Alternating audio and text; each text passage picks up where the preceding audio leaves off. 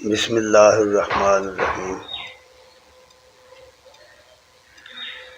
یا ایہا الذین آمنوا لا تتخذوا اليہود والنصارى اولیاء بعضهم اولیاء بعض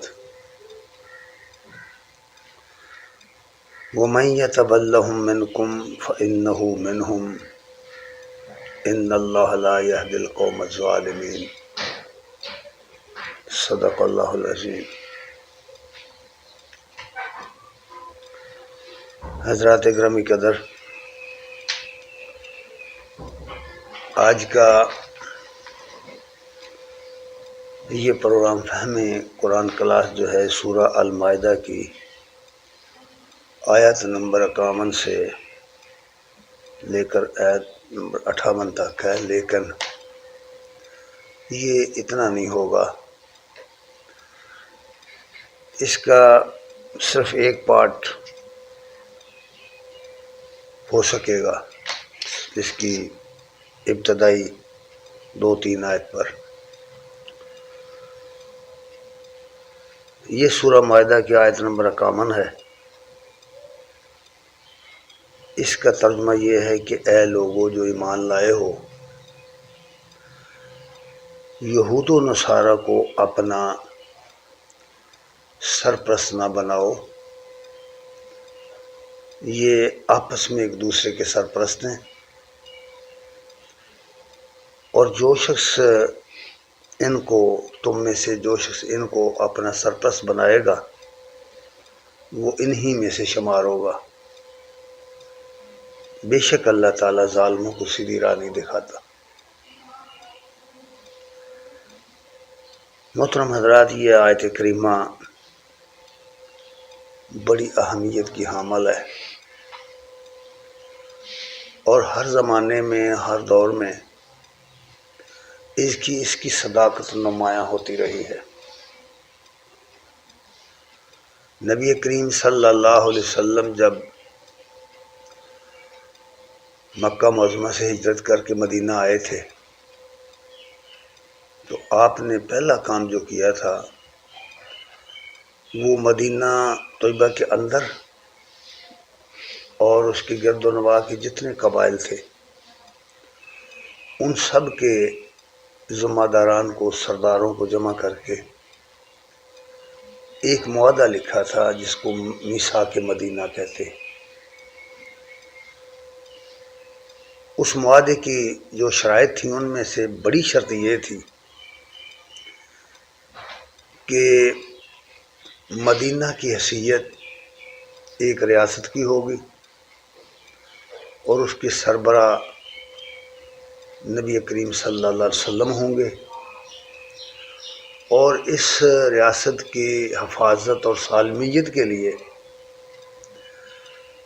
اس معاہدے کا ہر فریق اپنی ذمہ داری ادا کرے گا اور ایمانداری کے ساتھ اس معاہدے کو پورا کرنے کے لیے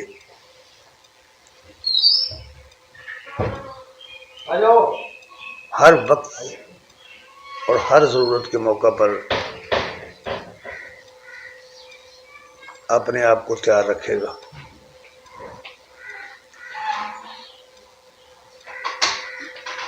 مدینہ طیبہ کے اندر یہودیوں کے جو قبائل تھے، چھوٹے بڑے سب قبائل، ان کے اندر 2 باتیں ایسی تھیں جو دیگر اقوام سے، دیگر قبائل سے نمایاں تھیں۔ ایک تو ان کے اندر پڑھے لکھے لوگ زیادہ تھے، یہودیوں کے اندر پڑھے لکھے لوگ تھے، وہ اپنے مذہب کے بارے میں بھی بہت زیادہ جانتے تھے، ان کے اندر بڑے بڑے علماء تھے، بڑے بڑے ان کے اندر درویش اور احبار تھے اور رہبان تھے۔ احبار اور رہبان کی 2 کیٹیگریاں ہیں، ان کو سمجھنا چاہیے۔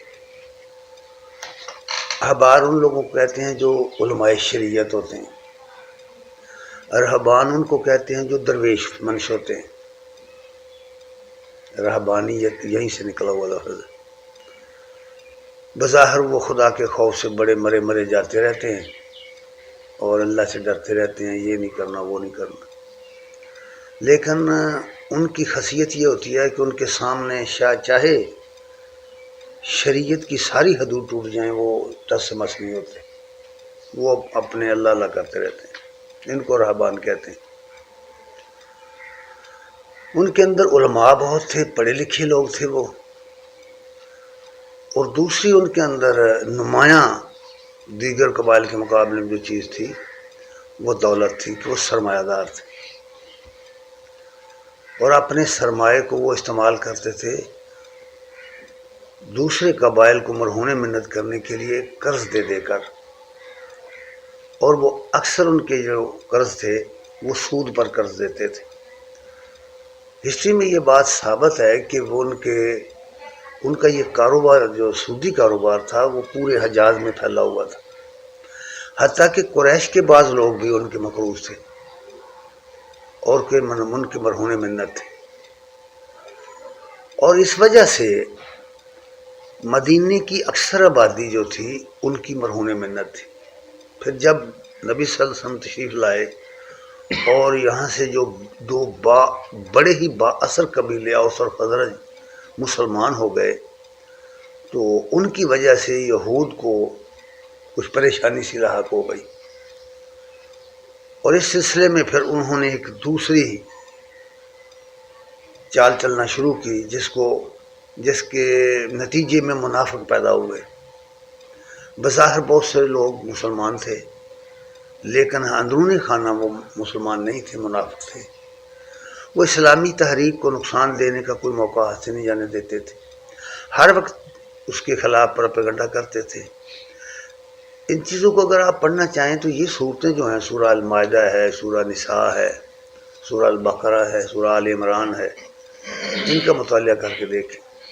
ان کے اندر بڑی تفصیل کے ساتھ ان کی وہ ساری باتیں بیان کی گئی ہیں، اور جو پروپیگنڈے کا طریقہ تھا ان کا وہ بھی بیان کیا گیا ہے۔ اس پروپیگنڈے سے بہت سے لوگ متاثر ہو کر یہ کہتے تھے کہ ان کے ساتھ نرم رویہ اختیار کرنا چاہیے، ان کے ساتھ دوستی رکھنی چاہیے، اور ان کے خلاف کوئی بڑا اقدام نہیں کرنا چاہیے۔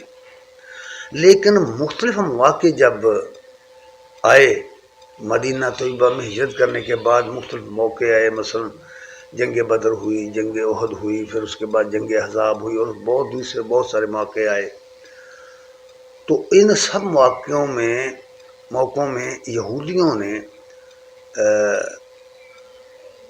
اندرون خانہ دشمنوں سے مل کر بڑی سازشیں کی، اور مدینہ طیبہ کی اس نوزائیدہ ریاست کو نعوذ باللہ برباد کرنے کے لیے کوئی کسر نہیں چھوڑی۔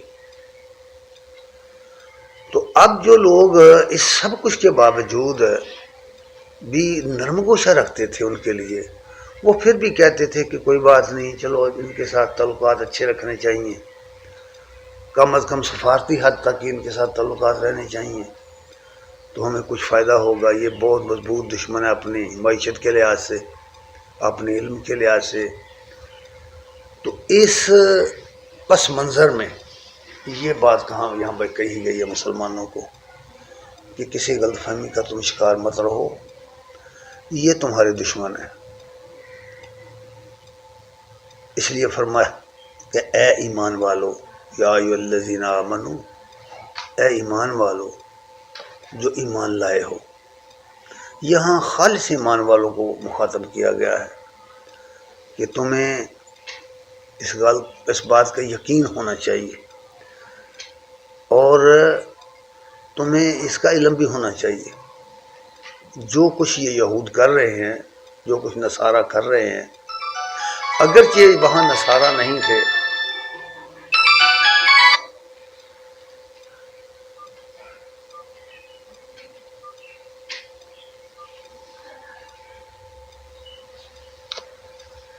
لیکن ان کے رابطے ان کے ساتھ بھی تھے، کوئی نجران وہاں سے دور نہیں تھا، قریب بھی تھا۔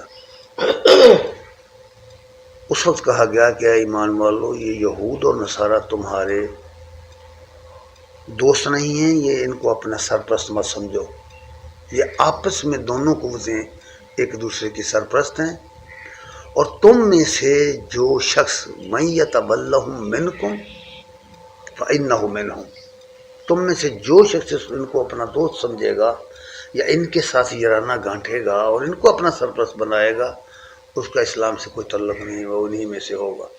بالکل کلیئر کٹ الفاظ ہیں یہ۔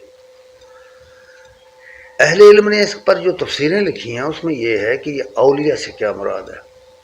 اولیاء کے دو معنی ہیں، ایک یہ کہ کسی کو دوست بنانا، اس کے ساتھ جگری اور دلی تعلق قائم کرنا، اور ایک یہ کہ کسی کو سرپرست بنانا۔ ولی کا لفظ سرپرست کے معنوں میں ہمارے ہاں استعمال ہوتا ہے، تو یہ دونوں معنی ہیں اس کے، دونوں لحاظ سے فرمایا گیا کہ ان پر بھروسہ کرنا نہیں ہے، یہ بہت خطرناک ہے۔ ان حالات کے اندر یہ آیات کریمہ نازل ہوئی تھی، اور پھر یہ بھی فرمایا کہ اگر تم نہیں سمجھو گے اور اگر تم اپنی روش میں تبدیلی پیدا نہیں کرو گے تو سمجھ لو کہ تم اپنے آپ پر ظلم کرو گے، پھر ایسے ظالموں کو اللہ سیدھی راہ نہیں دکھاتا۔ ان اللہ لا یہدی القوم الظالمین۔ حقائق بالکل واضح ہو جانے کے باوجود، کھل کر سامنے آنے کے باوجود بھی اگر تم لوگ ٹس سے مس نہیں ہوتے تو تم اپنی جان پہ ظلم کرنے والے ہو، اللہ کا نہیں تو تم کو کچھ بگاڑ سکتے۔ اچھا، اب یہ تو اس زمانے کی بات ہے، اب اس کے بعد مسلسل یہود کی پوری تاریخ اٹھا کے پڑھیں، مسلمانوں کی تاریخ اٹھا کے پڑھیں، قبلہ اول کی تاریخ اٹھا کے پڑھیں، فلسطین کی تاریخ اٹھا کے پڑھیں، اور آج کا جو زمانہ ہے، اس وقت جو صورتحال ہے، اور جب اسرائیل مارز وجود میں آیا تھا اس وقت کے جو حالات تھے، جن حالات میں یہ بنا تھا، پوری دنیا سے سمیٹ کر ان کو یہاں بسایا گیا ہے فلسطین کی زمین میں، اور پوری منصوبہ بندی کے ساتھ بسایا تھا۔ اور ان یہودیوں کے اندر بھی دو گروہ ہیں، ایک تو وہی ہے جن کو ہم یہودی کے نام سے جانتے ہیں، اور ایک گروہ ان میں صہیونی کے نام سے معروف ہے۔ یوں کہہ لیجئے کہ جو یہودی ہیں وہ نسبتاً اپنی ڈپلومیسی کو ذرا چھپا کے رکھتے ہیں، وہ اپنی سیاست کو چھپا کے رکھتے ہیں، لیکن جو صہیونی ہیں وہ بالکل نمایاں یہ بات کہتے ہیں کہ گریٹ اسرائیل بننا چاہیے۔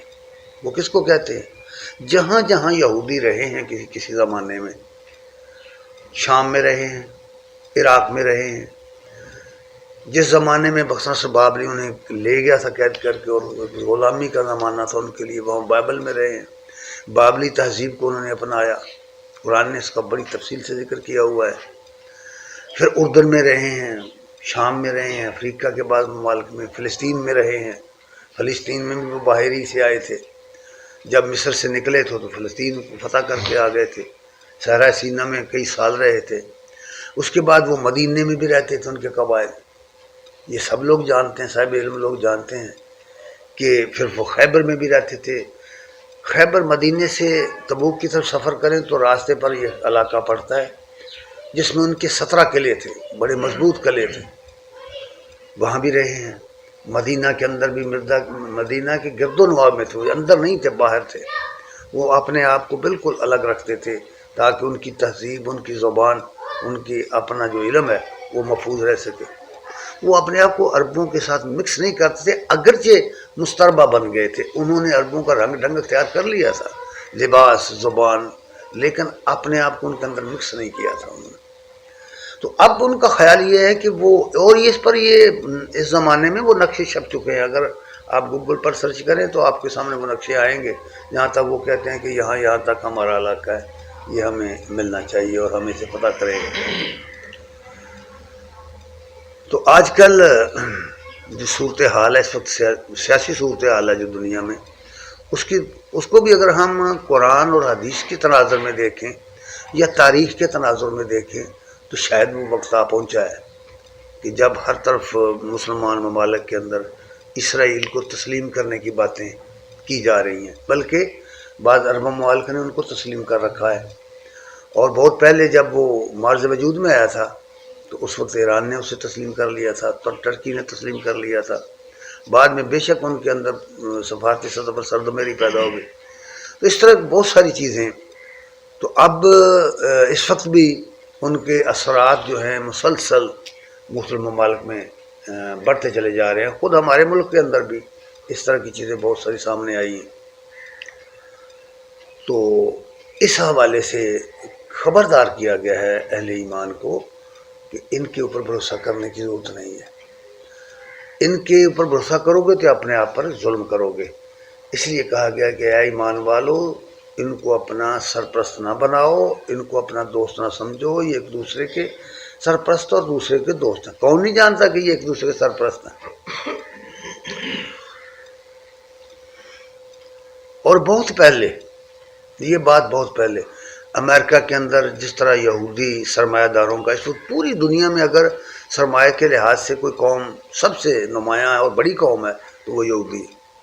یہود کے اندر بڑے بڑے سرمایہ دار لوگ، جتنے دنیا میں نمبر 1 سرمایہ دار لوگ ہیں وہ یہودی ہیں. یہ جو آپ کے مختلف بینک دنیا کو قرضے دیتے ہیں، IMF وغیرہ، ان میں سب سے زیادہ شیئر یہودیوں کے ہیں. ورلڈ بینک وغیرہ سے سب یہودی ان کو لک آفٹر کر رہے ہیں. تو اس وقت امریکہ کے اندر بھی اور پوری یورپ کے اندر بھی پوری دنیا میں یہودیوں کا یہ حال ہے.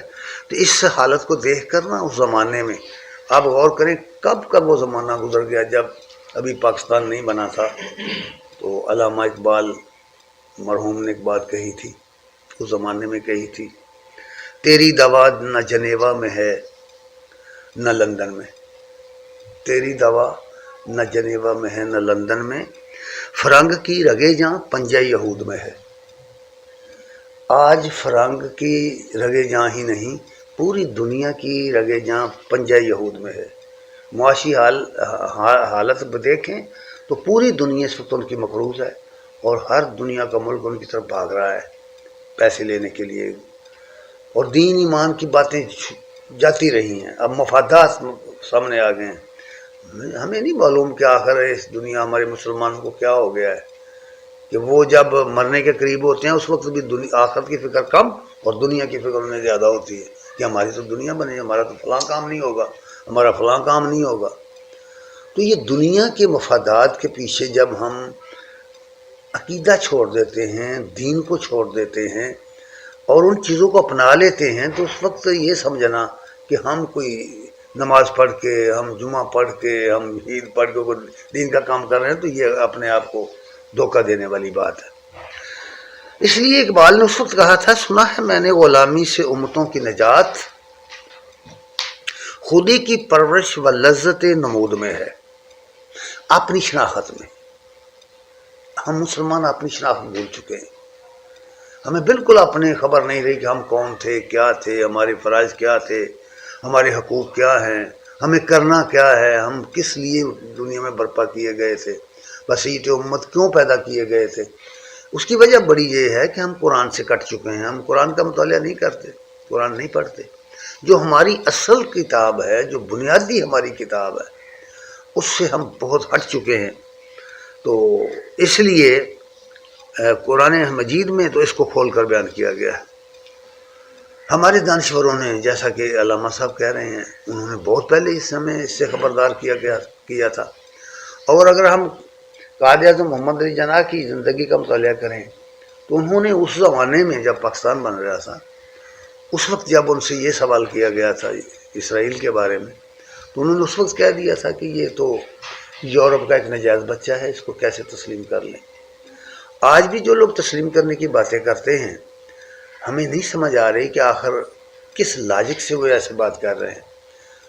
اس کی تو مثال بالکل ایسی ہے جیسے آپ کے گاؤں میں ڈاکوؤں کا گروہ اٹھے اور کسی آدمی کے گھر پر قبضہ کر لے. قبضہ کرنے کے بعد پھر سارے لوگ کہیں کہ بھئی کیونکہ انہوں نے قبضہ کر لیا ہے اس لیے ان کا حق مان لو کہ انہیں کا گھر ہے یہ. آخر اس حماقت کی کوئی حد بھی ہے کہ ایک ایسا ملک جو ان کا نہیں ہے، وہاں باہر سے آئے ہیں اور وہاں آ کر کے انہوں نے قبضہ جما لیا ہے. یورپین اور امریکہ کی فوجی طاقت کے نتیجے میں. اور ہم کہتے ہیں کہ جائزہ کوئی بات نہیں. کیوں؟ ہمیں بہت سارے مفاد حاصل ہو جائیں گے، ہمیں پیسے مل جائیں گے، ہمیں قرضے مل جائیں گے، یہ ہو جائے گا، وہ ہو جائے گا. اللہ تبارک تعالیٰ نے ان کے بہت سارے اقوال قرآن میں نقل کیے ہوئے ہیں۔ سورہ آل عمران کی آیت نمبر 118 میں ایک جگہ فرمایا ہے قد بدت البغضاء من افواہہم۔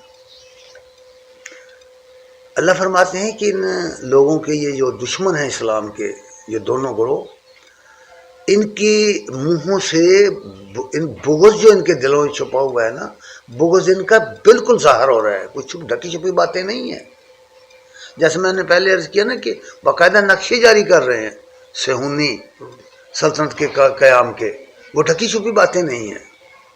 اور اس سے پہلے ہمارے سامنے وہ رپورٹیں بھی ہیں، ہم اپنے ملک کی رپورٹیں، ہمارے جو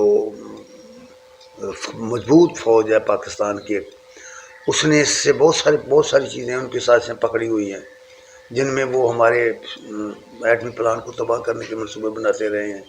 کئی مرتبہ انہوں نے یہ کوشش کی ہے ہمارے دشمنوں سے مل کے، انڈیا وغیرہ سے، کہ پاکستان کے ایٹمی پلان کو تباہ کر دیا جائے، جس کو وہ اپنا دشمن نمبر 1 سمجھتے ہیں۔ تو یہ ساری چیزیں لوگوں کے سامنے ہیں، خاص کر صاحب علم لوگوں کے۔ اس لیے فرمایا کہ ان کا بغض تو ان سے ظاہر ہے، وہ بغض اپنے کو چھپا کے انہوں نے نہیں رکھا۔ وَمَا تُخْفِي صُدُورُهُمْ اکبر، اور جو کچھ انہوں نے اپنے دل میں چھپا کے رکھا ہوا ہے نا تمہارے خلاف، وہ تو اس سے بھی بہت زیادہ بڑا ہے۔ یہ قرآن کہہ رہا ہے، اللہ نے قرآن میں کہا ہے تمہارے خلاف ان کے دلوں میں جو کچھ ہے نا، جو چھپا کے رکھا ہے ابھی انہوں نے، جو ظاہر کر دیا ہے وہی بہت بڑا ہے، اور جو چھپا کے رکھا ہے فرمایا وہ اس سے بھی بہت بڑا ہے۔ اس لیے پھر یہ ایک بات حتمی طور پر کہہ دی قرآن میں، اللہ تعالیٰ نے اپنے نبی کو مخاطب کر کے کہہ دی۔ سورہ البقرہ آیت نمبر 120 میں یہ بات فرمائی ہے وَلَن تَرْضَىٰ عَلَيْكَ الْيَهُودُ وَلَا النَّصَارَىٰ، اے نبی یہود اور عیسائی یہ تم سے کبھی راضی نہیں ہوں گے، یہ نہیں راضی ہوں گے حَتَّىٰ تَتَّبِعَ مِلَّتَهُمْ، جب تک تم ان کا طریقہ اختیار نہیں کرتے۔ اب فرمائیے قرآن کیا کہہ رہا ہے؟ ہم ان کا کیسے طریقہ اختیار کریں گے؟ یعنی ہم ان کی تہذیب اختیار کریں گے، ان کی تعلیم اختیار کریں گے، ان کے رسم و رواج اختیار کریں گے۔ یعنی اس وقت پوری دنیا اسلام کی حالت کو دیکھو، کسی بھی ملک کو دیکھو، کسی بھی ملک کی یونیورسٹیوں کو دیکھو، کالجز کو دیکھو، سکولوں کو دیکھو، عام اداروں کو دیکھو، بازاروں میں دیکھو، مارکیٹوں میں دیکھو، جہاں بھی چاہیں آپ جائیں، پوری دنیا کو دیکھیں، اپنا میڈیا دیکھیں، سوشل میڈیا دیکھ لیں، اپنے ٹی وی دیکھ لیں، اپنے چلتے ہوئے ڈرامے دیکھ لیں، ہر چیز جو نظر آئے گی آپ کو انہی کے رنگ میں رنگی ہوئی نظر آئے گی۔ اور ہم ہیں کہ ہم آنکھیں بند کیے ہوئے ہیں اس خطرے سے۔ تو میرے بھائی بزرگ، اصل میں یہ ہے، یہ بات کہی گئی کہ دیکھو یہ تم سے راضی کبھی نہیں ہوں گے، آپ جو چاہیں ان کے ساتھ کریں، آپ ان کے حضور سجدہ ریز ہو جائیں، یہ نہیں مانیں گے، یہ راضی نہیں ہوں گے جب تک تم ان کا طریقہ اختیار نہیں کرو۔ یاد رکھنا، قومیں جنگوں کے ساتھ فتح نہیں کی جا سکتی، جنگ سے قوم فتح نہیں ہوتی، ہمیشہ قومیں تہذیبوں سے فتح ہوتی۔ مجھے یاد ہے کہ اندرا گاندھی نے کہا تھا کہ ہمیں ان کے خلاف، اور اندرا گاندھی نے بھی کہا تھا اور سونیا نے بھی کہا تھا کہ ہمیں پاکستان کے خلاف کسی جنگ کی کوئی ضرورت نہیں۔ جب ہمارے ڈرامے چلیں گے، جب ہمارے گانے چلیں گے، جب ہماری فلمیں وہاں چلیں گی، جو ہماری تہذیب ہے جب وہ وہاں چلے گی تو ہمیں لڑنے کی کیا ضرورت ہے؟ فتح کر کے بھی ہم یہی کچھ کروائیں گے نا اس سے، وہ تو ویسے ہی ہو رہا ہے۔ اس لیے یہ بات کہی گئی تھی۔ اور پھر اللہ تبارک تعالیٰ نے یہ بھی فرمایا فَطَرَ الَّذِينَ فِي قُلُوبِهِمْ مَرْضٌ، پھر ایک اور نشاندہی کی ہے کہ کیا بس تم دیکھتے ہو ان لوگوں کو جنہوں کے دلوں میں کھوٹ ہے، جن کے دلوں میں بیماری ہے، ان کو دیکھتے ہو؟ یہ مشاہداتی باتیں ہیں جو قرآن نے کی ہوئی ہیں، وہ ہمیں نظر اس لیے نہیں آتی کہ ہم قرآن کی عینک سے اس کو نہیں دیکھ رہے، اس معاشرے کو یا موجودہ حالات کو نہیں دیکھ رہے۔ یہ سارے فیہم، وہ ان چیزوں میں بہت تیزی کے ساتھ، بہت سرعت کے ساتھ عمل پیرا ہونے کے لیے چلے ہوئے ہیں، وہ بڑی تیزی کے ساتھ اپنا کام کر رہے ہیں، ان کے ایجنٹ کام کر رہے ہیں۔ منافقین کا وہ گروہ اس زمانے میں تھا جو کام کر رہا تھا ان کے اندر۔ اور پھر ساتھ ہی یہ بھی کہا کہ یقولون نخشی ان یصیبنا دائرہ، کیوں کر رہا ہے؟ بہت وجہ بتائی. وہ کہتے ہیں کہ ہمیں گردش ایام کا اندیشہ ہے، گردش ہمیں نقصان کا اندیشہ ہے، ہماری معیشت ڈوب جائے گی، ہماری معاشرت ڈوب جائے گی، ہماری فلاں ہو جائے گا، یہ ہو جائے گا، وہ ہو جائے گا، ہمارا ملک نہیں رہے گا. مختلف اندیشے ہیں جن سے ڈرا رہے ہیں وہ ان کے ایجنٹ کہ تم بھائی اگر ان کی باتیں نہیں مانو گے، ان کو تسلیم نہیں کرو گے، ان کے آگے نہیں جھکو گے تو نتیجہ یہ ہوگا کہ پھر تمہاری ہر چیز برباد ہو جائے گی. یہ اندیشے ہیں. اس لیے ایک منافقانہ طرز عمل جو تھا اس زمانے میں وہی. اس لیے اقبال نے اس بات کو بھی بڑی شاندار طریقے سے اپنایا ہے اور لکھا ہے کہ مسلمانوں، مخاطب کر کے مسلمان کو اس نے کہا تیرا اندیشہ افلاکی نہیں ہے، یعنی شکایت کی ہے کہ تمہیں جو ہونا چاہیے تھا ایک مسلمان کو وہ نہیں ہے. تیرا اندیشہ افلاکی نہیں ہے، تیری پرواز لو لاکی نہیں ہے. یعنی اپنے آپ کو جو بھول گئے مسلمان، اپنی شراکت ہی بھول گئے، انہیں پتہ ہی نہیں رہا کہ انہیں کس کے لیے پیدا کیا گیا ہے دنیا میں. اس لیے وہ کہتے ہیں کہ تیری پرواز لو لاکی نہیں ہے. یہ معنی اصل شاہینی ہے تیری، یہ معنی اصل شاہینی ہے تیری، تیری آنکھوں میں بے باکی نہیں ہے. اب دشمن تیرے اوپر چڑھ گیا ہے اور تو ان کے ساتھ آنکھوں میں آنکھیں ڈال کر بات نہیں کر سکتا. آج کیا حقیقت یہ نہیں ہے کہ اس وقت امریکہ، اس وقت باطل کی قوتیں، اس وقت یہود کے ایجنٹ پوری دنیا پر چھائے ہوئے ہیں. ہر طرف ان کی بھرمار ہے، ہر طرف ان کی قوت ہے، ہر طرف ان کا پراپیگنڈا ہے. اور ہم بالکل جو ہے نا خوفزدہ ہیں. ہمارے سب ممالک، ہمارے حکمران، ہمارے سیاستدان سب خوفزدہ ہیں کہ یہ کیا ہو جائے گا، ہم یوں ہو جائیں گے، وہ ہو جائیں گے. اس لیے علامہ نے یہ بات کہی اور پھر کہا نہ مومن ہے نہ مومن کی امیری. مومن نہیں رہا، نہ مومن ہے نہ مومن کی امیری. رہا صوفی، رہا صوفی گئی روشن ضمیری. تو اور کریں آپ کیا کہا ہے انہوں نے کہ بس ایک لبادہ رہ گیا ہے، بس ایک لباس رہ گیا ہے، ایک نام نہاد قسم کا صوفی رہ گیا ہے.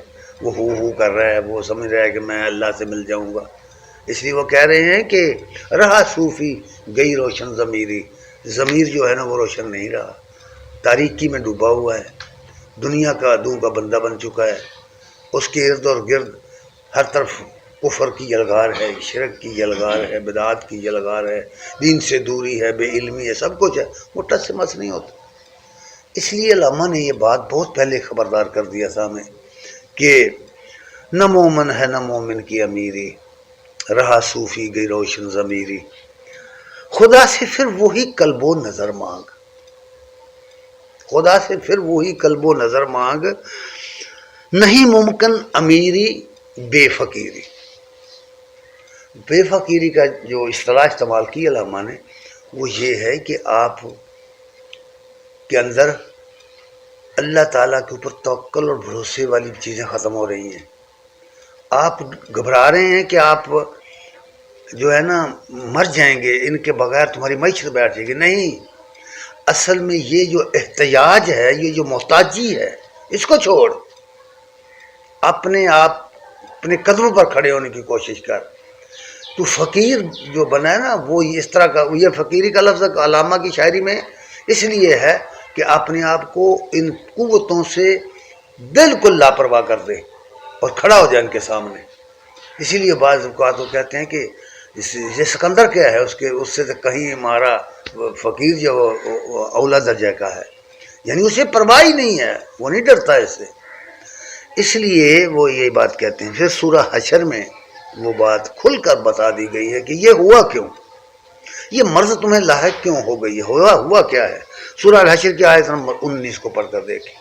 اللہ نے فرمایا وَلَا تَكُونُوا كَالَّذِينَ نَسُوا اللَّهَ أَنفُسَهُمْ. ان لوگوں کی طرح نہ ہو جانا جو اللہ کو بھول گئے. اللہ نے ان کو بلا دیا، اللہ کو بھول گئے. اب جو شخص مالک کو بھول جائے گا، جو غلام، جو نوکر اپنے مالک کو بھول جائے، وہ بچے گا کیسے؟ یہ خود فراموشی کی جو بیماری ہے، خود ناشناسی کی جو بیماری ہے، اپنی جو شناخت نہیں رہی، ہم کون ہیں، کیا ہیں. جلال الدین رومی رحمۃ اللہ علیہ نے ایک حکایت لکھی ہے مثنوی میں. وہ کہتے ہیں کہ ایک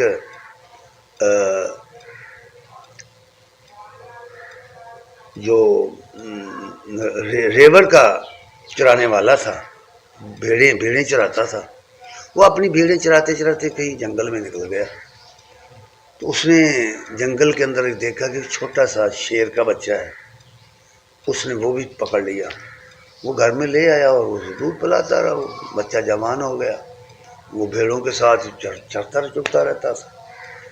تو ایک دن ایسا ہوا کہ اسی جنگل میں ایک شیر حملہ ور ہو گیا بھیڑوں کے ریوڑ پر، تو اب جس طرح بھیڑیں بھاگ رہی تھی اس طرح وہ شیر کا بچہ بھی آگے بھاگ رہا تھا، تو اس نے ان کو بھیڑوں کو تو چھوڑ دیا، شیر نے بھاگ کر اس کو پکڑ لیا، تو اس نے کہا کہ تو شیر کا بچہ ہے، تو بھیڑ بنا ہوا ہے۔ اس نے کہا نہیں نہیں نہیں نہیں، میں تو یہ تو میرا گھر تو یہی ہے، میرا ریوڑ تو یہی ہے، میرے ساتھی تو یہی ہیں۔ اس نے کہا نہیں، تجھے اپنی شرافت نہیں ہے۔ وہ اسے ایک چشمے پہ لے گیا، اس نے کہا کہ ذرا میری طرف بھی دیکھ اور اپنی طرف بھی دیکھ، شرافت کر۔ کہا میں اور آپ ایک ہی جیسے ہیں۔ اس نے کہا جن کے ساتھ تو چر چگ رہا ہے یہ تو تیرا شکار ہیں، یہ تو تیرا شکار ہیں، تو خود شکار ہو گیا ہے۔ تو یہی صورتحال ہوتی ہے، یہ جو خود نشناسی ہے نا، اپنی خبر نہ رہنا، اپنی ہوش نہ رہنا، اپنی خبر نہیں رہی ہم کون ہیں، ہماری حیثیت کیا ہے، ہم بھول گئے ان باتوں کو۔ نتیجہ یہ نکلا کہ جب ہمیں اپنی شناخت ہی نہ رہی، ہمیں پتہ ہی نہیں کہ ہماری عزت کیا ہے، ہمارا مقام کیا ہے، ہمارا فرض کیا ہے، ہمارا حق کیا ہے، جب ہمیں اپنے حق کا پتہ ہی نہیں تو ہم حاصل کیسے کریں گے؟ تو یہ یہاں بات کہی گئی ہے۔ اور پھر ایک بات یہ بھی کہی کہ جو ایسے لوگ ہوتے ہیں خود ناشناس لوگ، اپنے آپ کو بھول جانے والے لوگ، در حقیقت وہ فاسق ہوتے ہیں۔ اولئک هم الفاسقون، وہ فاسق ہوتے ہیں، یہ وہ ہوتے ہیں وہ ماننے کو سب کچھ ٹھیک مانتے ہیں، کہتے ہیں حق ہے، یہ تحریک سچی ہے، ہماری نجات کا وسیلہ یہی ہے، لیکن اس کے لیے کچھ کرنے کے لیے تیار نہیں ہوتے۔ قرآن کی زبان میں ایسے لوگوں کو فاسق کہا جاتا ہے، یہ فاسق لوگ ہیں، کچھ کرنے کے لیے تیار نہیں ہے۔ اس لیے فرمایا ہے کہ تعلیم دیتے ہوئے فرمایا فَعَسَى اللَّهُ أَن يَأْتِيَ بِالْفَتْحِ أَوْ أَمْرٍ مِّنْ عِندِهِ فَيُصْبِحُوا عَلَىٰ مَا أَسَرُّوا فِي أَنفُسِهِمْ نَادِمِينَ۔ قوموں کی زندگی میں یا افراد کی زندگی میں چلتے چلتے بہت سارے مواقع آتے ہیں، یہ زندگی نشو و فراز کا نام ہے، تو اللہ فرماتے ہیں کہ ممکن ہے یہ بات کہ اللہ کا فیصلہ آئے، فتح ہو جائے اور اللہ تعالیٰ اپنی طرف سے کوئی حکم نازل فرمائے، کوئی معاملہ ظاہر کر دے، تو پھر یہ ہوگا کہ یہ لوگ جو بظاہر نام نہاد چھپے ہوئے ہیں اس سوسائٹی کے اندر مسلمان بن کر، پھر وہ یہ لوگ جنہوں نے اپنے آپ کو اپنے اندرون کو چھپا رکھا ہے، وہ آپ کے پاس آئیں گے اور کہیں گے کہ کیا ہم تمہارے ساتھ نہیں تھے؟ جب کامیاب ہو جائے گی نا تحریک، غلبہ اسلام ہو جائے گا، تو پھر آج یہ آنکھیں چرانے والے، قرآن نے کہا کہ وَيَقُولُ الَّذِينَ آمَنُوا أَهَٰؤُلَاءِ الَّذِينَ أَقْسَمُوا بِاللَّهِ جَهْدَ أَيْمَانِهِمْ إِنَّهُمْ لَمَعَكُمْ حَبِطَتْ أَعْمَالُهُمْ فَأَصْبَحُوا خَاسِرِينَ۔ پھر وہ کہیں گے ہم بھی تمہارے ساتھ تھے یار، ہم تمہارے ساتھ ہی ہوتے تھے، ہمارے ساتھ تمہارے ساتھ ہی رہتے تھے، ہم تمہارے ساتھ نہیں چلتے تھے، لیکن حقیقت یہ نہیں ہے کہ چلتے تھے، اس لیے کہ وہ ہر آزمائش کے موقع کے پر کھسک جاتے تھے، وہ ہر قربانی کے موقع پر کھسک جاتے تھے، لوگوں کے پراپیگنڈے کا حصہ بن جاتے تھے۔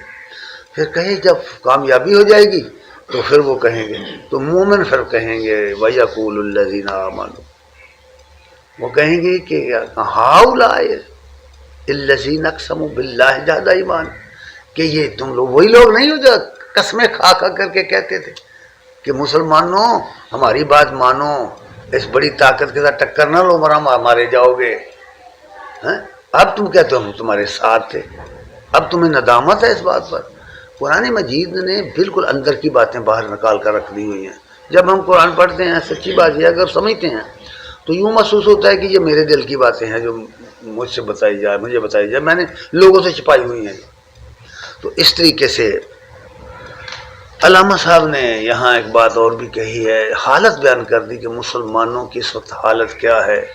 کہتے ہیں کہ محبت کا جنوں باقی نہیں ہے. وہ جو ہم مسئلے سنتے ہیں نا, ہمارے علماء میں بتایا کرتے ہیں کہ نبی صلی اللہ علیہ وسلم نے فرمایا کہ کوئی شخص مومن نہیں ہو سکتا جب تک میں اس کو اس کی اولاد سے, اس کے مال سے اور سب لوگوں سے زیادہ محبوب نہ ہو جاؤں. یہ صرف باتیں ہیں منہ کی اور کچھ نہیں, اس کا کوئی عملی ثبوت نہیں ہے. صرف کوئی کچھ عملی ثبوت نہیں ہے اس کا. اسی کی طرف اشارہ کر کے کہا ہے علامہ نے, محبت کا جنوں باقی نہیں ہے, مسلمانوں میں خون باقی نہیں ہے. صفیں کج دل پریشاں, سجدہ بے ذوق. جائیں یہ تینوں باتیں دیکھ لیں, جہاں مرضی جائیں, جس مسجد میں چاہیں جا کے دیکھ لیں. یہ منظر جو علامہ نے کہا نا, صفیں کج. مسجد سے نکلیں دوسری دنیا کے اندر چلے جائیں, معاشرے کے اندر چلے جائیں, زندگی کے کسی بھی شعبے کے اندر آپ جا کر دیکھیں, صفیں کج دل پریشاں, سجدہ بے ذوق, ٹکریں مار رہے ہیں, سمجھ رہے ہیں کہ فرض ادا کر رہے ہیں. ہمیں تو صف بندی کرنی نہیں آتی. ڈسپلن کہاں سیکھیں گے, کیسے سیکھیں گے؟ بس یہ تو امت ڈسپلن کیسے سیکھیں گے ہم؟ دنیا کی عوام نے یوں ہی ترقی تو نہیں کر لی, ان کے اندر کچھ خوبیاں ہیں نا جس پر وہ پابندی کرتے ہیں, جس پر وہ ڈسپلن کا مظاہرہ کرتے ہیں. ہم تو مسجد میں نہیں کرتے. صفیں کج دل پریشاں سجدہ بے ذوق, کہ جذبے اندروں باقی نہیں ہے. ہمارا دل خالی ہو چکا ہے. محترم حضرات, آج میں اسی پر اکتفا کروں گا کہ یہ 3 آیات جو میں نے یہاں آپ کے سامنے رکھی ہیں سوچنے اور سمجھنے کے لیے, اور اگر مجھے اللہ نے توفیق دی, زندگی نے وفا کی, موقع ملا, تو بقیہ جو یہ آیات ہیں پھر کسی اور موقع پر انشاءاللہ. دعا ہے کہ اللہ تعالی ہمیں عمل کی توفیق عنایت فرمائے. جو صاحب کسی زمانے مسلمان کا بھی عروج ہوتا سی, کافی دیر ٹائم رہا ہے. بہت قرآن پاک کی آیت تھی کہ یام ندابر و بین الناس, یہ وقت بدلتے رہتے ہیں. لیکن یہ نا, یہ جو سب بات یہ ہے کہ اللہ تبارک تعالیٰ, یہ تو بات طے شدہ ہے کہ اللہ اپنے بندوں پہ ظلم نہیں کرتا. بالکل. جب کوئی شخص تنزلی کا شکار ہوتا ہے تو اس میں اللہ کا کوئی قصور نہیں, اس کا اپنا ہوتا ہے. جب وہ اپنے فرائض ادا نہیں کرتا, جب وہ اپنے حقوق ادا نہیں کرتا, جب وہ اپنی ذمہ داریاں ادا نہیں کرتا, تو اس کے نتیجے میں تنزلی کا شکار ہوتا ہے. یہی حال فرد کا ہے, یہی حال قوموں کا ہے. قوموں کا بھی یہی حال ہوتا ہے. جب قومیں اپنے فرائض نہیں پہچانتی, جب قومیں اپنے اصولوں کو ترک کر دیتی ہیں, جب اصولیں ڈسپلن کو توڑ دیتی ہیں, جب قومیں اب ڈسپلن کو توڑ دیتی ہیں, جب قومیں اپنے آئین کی پابندی نہیں کرتی, نتیجہ پھر انتشار کے سوا اور کیا نکلے گا؟ جب انتشار آئے گا تو زوال آئے گا, زوال آئے گا تو پس جائے گی ہر چیز. یہ تو ظاہر بات ہے. بالکل. نبی کریم صلی اللہ علیہ وسلم کی آمد سے پہلے تو یہی مسلمان تھے دنیا کے ساتھ. بالکل یہی, وہیں کھڑے ہیں جہاں وہ کھڑے تھے. قرآن تو صاف کہتا ہے کہ جب اللہ کی حدیں توڑیں گے ضربت علیہم المسکنہ, بس ضربت علیہم الذلۃ والمسکن وباؤ بغضب من اللہ. جب کوئی شخص دعویٰ کرے کہ میں اللہ کو اور اس کے رسول کو اور اس کے دین کو مانتا ہوں, اور پھر اس کو پورا نہ اترے, الفا اٹھائے وہ پورا نہ اترے, تو پھر 3 باتیں اس کے ساتھ ہوتی ہیں. ایک تو اللہ کا غضب اس پر ٹوٹ پڑتا ہے, جس کے نتیجے میں وہ غلامی کی زندگی بسر کرتا ہے. غلامی, ہم جسمانی طور پر اپنے آپ کو سمجھتے ہیں آزاد, ہم آزاد کہاں ہیں؟ نہ ہماری اپنی زبان, نہ ہماری اپنی تہذیب, نہ ہمارا اپنے پاس کچھ بھی نہیں ہے. کچھ بھی نہیں ہے, کوئی مانے یا نہ مانے. حقیقت یہ ہے کہ ایسا نہیں ہے, کیونکہ ہم نے اپنی ہر چیز کو ترک کر دیا ہے. ہم کیا کہیں, اقبال نے تو یہی کہا تھا تیرے دین و ادب سے آ رہی ہے بوئے رابانی، مرنے والی امتوں کا یہی ہے حال پیر۔ ایک منٹ جزاکم اللہ۔ یہ ہوں جڑا مولانا فضل الرحمان دی قیادت مریم تے بلاول دین دی خدمت کر رہے ہیں تے عوام ساری زندہ باد لگی ہے۔ نہیں اس پر مجھے تو کوئی تبصرہ نہیں کرنا، بالکل